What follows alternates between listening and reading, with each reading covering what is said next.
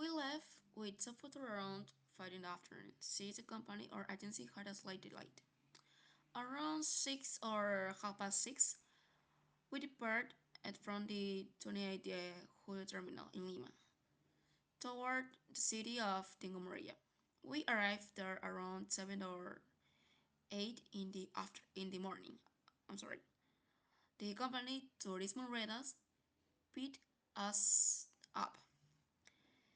The guide was present along with the company, staff, administrators, and operators who were going to assist us. After collecting our belongings and luggage, we were introduced to two minivans and that were divided into two groups. The first group called Capybara and the second called El Tunche. My group was assigned to El Tunche, which took us to the hotel. We arrived at a hotel. We were assigned our respective rooms. Some were for two people, others for three. In my case, I shared a room with my partner Daida. As soon as we entered our room, we could notice the good level of cleanliness provided by the staff. Many things, like the fan and the bathroom, were in perfect conditions. The sheets are spotless, and overall, the hotel was very good. Once we rest, a bit of change our clothes, we went to the third floor, where the restaurant was located. There, we have breakfast. At the point the restaurant took its time. It took them almost half an hour to serve us. In the end, the breakfast was delicious. They gave us papaya juice and offered us a choice between iced tea or coffee.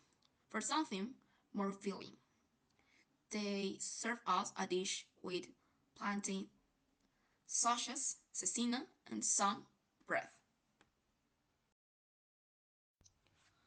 Once we finished breakfast, we hurried to one of the most important tourist spots in Tingo María, the Jacintillo viewpoint, where you can see the meeting point between the Monsoon River and the Huallaga River. The guide also explained to us how the name Tingo María came to be known. At the point, the guide provided good information, explained it everything clearly, and took picture of us with a beautiful landscape of the city of Tingo María.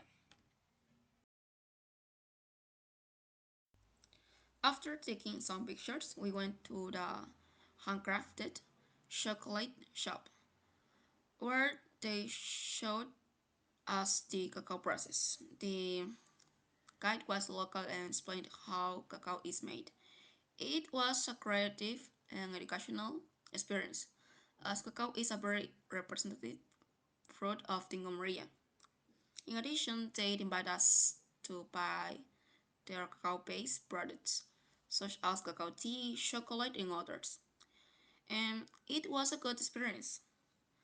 Um, Overall, but I feel that they should have gone into more detail about the cacao process, since we only visited the factories and they didn't really explain it depth.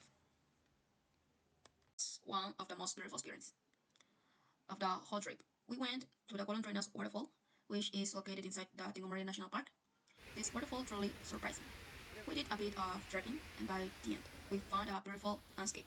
The waterfall was in good conditions and suitable for all visitors, although it didn't have public restrooms. I personally didn't like the part, since we had difficulty changing clothes. As for the experience itself, it was fun and exciting. After changing clothes, we went to have lunch, which was served immediately. The service was very quick, and everything was delicious. I ordered a regional tofu, which was extremely tasty, along with a refreshing coconut juice. Regarding the staff service, they were ever very attentive. The Southwest were after finished lunch as visiting the Southwest waters, we went to the Cave of the Owls. This was a very fun adventure and experience. The place was in good condition. In fact, there were many tourists and local people. We did some spelunking inside the cave.